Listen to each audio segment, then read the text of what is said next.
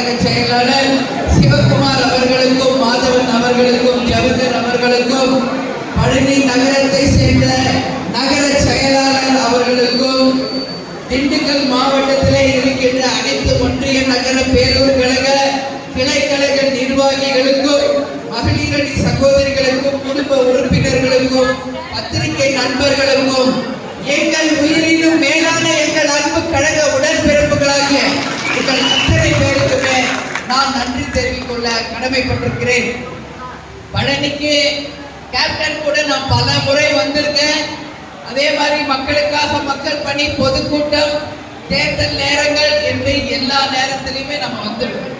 ஆனா இன்னைக்கு ஒரு குடும்ப விழாவதான் அந்த 2 குழந்தைகளுக்கும் மனப்பூர்வமாக நம்ம கேப்டன் இருந்து ஆசீர்வாதம் பண்ணுவது போல அவருடைய ஆசீர்வாதத்துடன் நமது கழகத்தை சேர்ந்த அனைத்து நிர்வாகிகள், தொண்டர்களின் ஆசீர்வாதத்துடன் இந்த 2 குழந்தைகள், அதாவது ரிஷபன் மற்றும் ரக்ஷன் 2 பேருமே நீடூழி வாழணும், 14 செல்வங்களை பெற்று பெருவாழ்வும் வாழ வேண்டும் என்று நான் மனப்பூர்வமாக வாழ்த்துகிறேன்.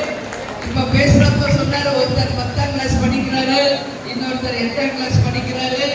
2 பேருமே கல்வியிலும் சிறந்து எல்லா வகையிலுமே வெற்றியாளர்களாக இருந்து அவங்க குடும்பத்திற்கும் நாட்டிற்கும் நிச்சயமாக சிறந்த உதாரணமாக இருக்கணும். பழனியில இன்னைக்கு முருகருடைய சன்னிதானத்துல அவருடைய காலடியில இருந்த பிள்ளைகளை ஆசீர்வாதம் பண்றதுல உண்மையிலே நான் மகிழ்ச்சி அடைகிறேன். கேப்டன் எப்பவுமே முருகருடைய பக்தர். ஒவ்வொரு முறையும் சங்கசக்தியின் போது விரதமிருந்து திருச்செந்தூர் சென்று கவசம் படிப்பதை அவர் சினிமா துறைக்கு வருவதற்கு முன்பிருந்தே செய்து கொண்டிருக்கிறார். அதனாலதான் எங்களுடைய 2வது மகன் செவ்வாய்க்கிழமை பிறந்ததுனால